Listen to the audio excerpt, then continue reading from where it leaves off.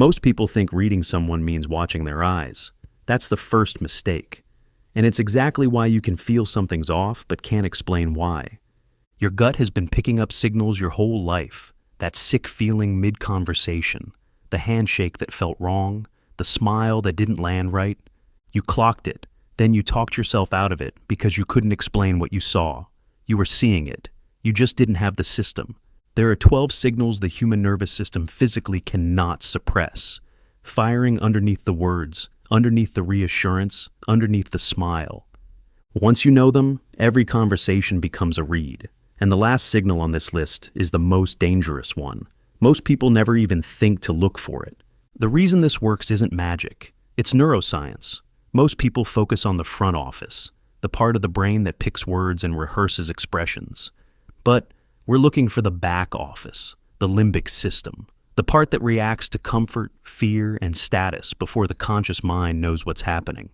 Stop watching the performance. Start scanning the hardware. And that starts with a signal everyone misreads, including people who think they're already good at this. Signal 1. Mirroring. When someone unconsciously copies your body language, matches your posture, mirrors your hand position, echoes your pace, their nervous system has decided you're safe. It's not flattery, it's biology.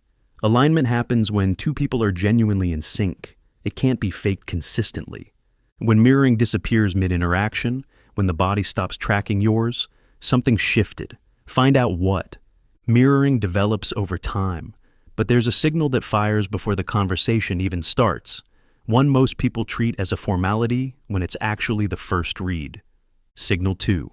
The handshake. Before anyone says a single word, they've already told you something. A crushing grip isn't confidence.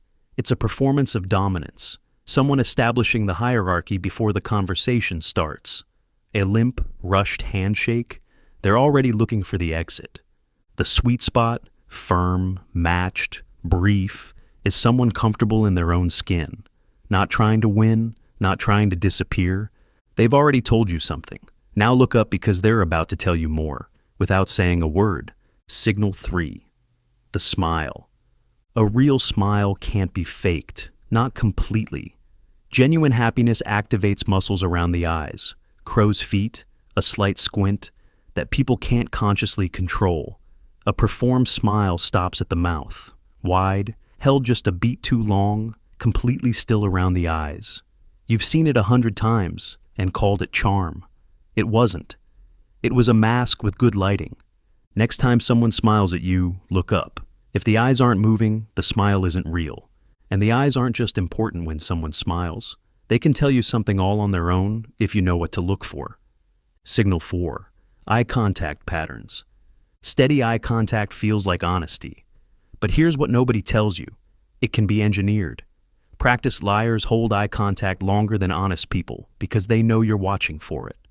The tell isn't whether they look at you, it's what happens in the gaps. When someone glances away mid-sentence, that's involuntary. Their brain is searching for the story it hasn't finished constructing yet. Watch the breaks. That's where the truth lives. And one or two signals by themselves don't mean much. A bad handshake by itself may mean they're rushed. A half smile can be indicative of a bad day. They look away because they're thinking. What matters is when several signals stack. That's when the nervous system is reacting faster than the person can control it. The face can rehearse, the body can't. And the next signal is pure physics. Signal 5. Leaning in or away. The body moves toward what it wants and away from what it doesn't. Someone leaning into a conversation is engaged, not just politely, but physically pulled in. Someone leaning back mid-discussion isn't tired, they're retreating. You said something that made them want distance and their body moved before their face could catch up. That lean back is a verdict. Learn to see it before they finish the sentence. The lean tells you about the specific moment, but Signal 6 has been broadcasting since the second they walked in, and most people never think to measure it. Signal 6, personal space. How close someone stands tells you exactly where you rank in their internal threat assessment. People unconsciously reduce distance with those they trust and expand it with those they don't. If someone keeps closing the gap, they're comfortable. If they maintain a larger buffer than the room requires, something is activating their guard. You haven't earned their nervous system yet, By now, you're already seeing things most people miss in every conversation. And while distance is passive, the next signal is active, and it's the one people try hardest to explain away. Signal 7, crossed arms and closed posture. Everyone knows this one. That's why people have started crossing their arms and claiming they're just cold. But you're not looking for the single gesture. You're looking for the cluster. Crossed arms plus a slight lean back, plus reduced eye contact, that's a closed system. A person who is mentally checked out while their mouth keeps running. Watch for when it happens, specifically what was just said the moment the posture shifted. Closed posture is the body locking the door, but this one fires before they even reach for the handle, and almost everyone misreads it. Signal 8, fidgeting. Fidgeting is misread constantly. People assume it means boredom. It doesn't. It means the nervous system is processing something it hasn't resolved yet. Someone touching their face, adjusting their collar, picking at their sleeve mid-conversation. That's internal friction looking for an outlet. The question isn't whether they're fidgeting, it's when. If the fidgeting spikes the moment a specific topic hits the table, you just found the thing they don't want to talk about. If this is already changing how you see people, subscribe, because Signal 9 is the most honest thing in any room, and almost nobody ever looks at it. Signal 9, feet direction. The feet are the most honest part of the human body, furthest from the brain, least managed by social training. Where they point is where the person actually wants to go. Both feet facing you, full attention, one foot angled toward the door. They're already mentally leaving. You're just the last one to know. In any group conversation, scan the feet. Whoever's feet are pointed toward each other are the two people in that room actually connected. By now you can read more than most people ever notice. The handshake, the smile, the eyes, fidgeting. But the last few signals are harder to hide. That's why they matter more. The feet told you where they want to go. The eyes are about to tell you more, what they're running from. Signal 10, the side glance. A person who is open will face you directly. A person who isn't, even if they're smiling, even if they're nodding, will have their gaze drifting sideways. Not because they're distracted, because the subconscious is scanning for an exit.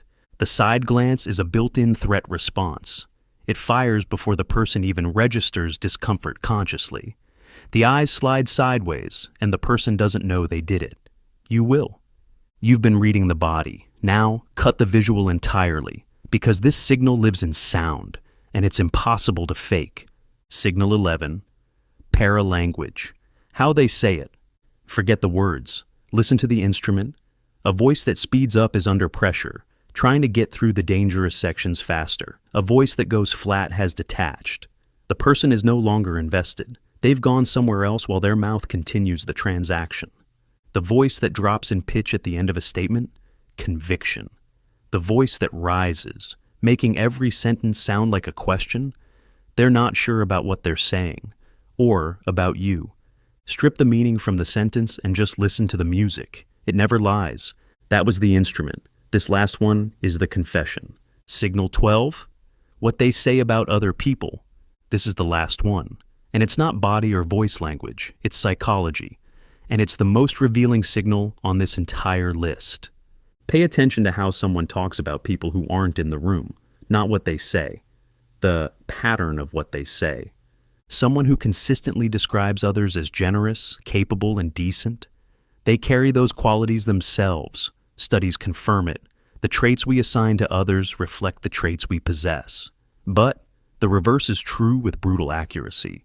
The person who finds something wrong with everyone, who mentions betrayal in every story, manipulation in every relationship, stupidity in every colleague. That's not bad luck. That's a mirror. They are describing themselves, and that is the most important read you will ever make. Here's what just happened. You didn't learn 12 tricks. You had your perception permanently upgraded. You started out listening to conversations. Now you're reading them. Every handshake tells you something. Every sideways glance is data. Every smile gets verified by the eyes above it. The feet in the room are pointing somewhere, and now you know how to follow them. You're not going to catch every tell.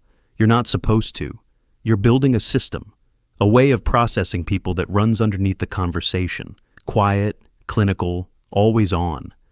The most dangerous person in any room isn't the loudest one. It's the one who sees everything and says nothing. That's you now. And if you want to identify a more toxic set of signs, watch 5 questions liars always ask. It's on the screen. But before you do, subscribe for more of this. The patterns, the tells, the signals most people spend their whole lives missing. New content every week, and it only gets sharper from here. Now go out and stop listening to words. Start reading signals.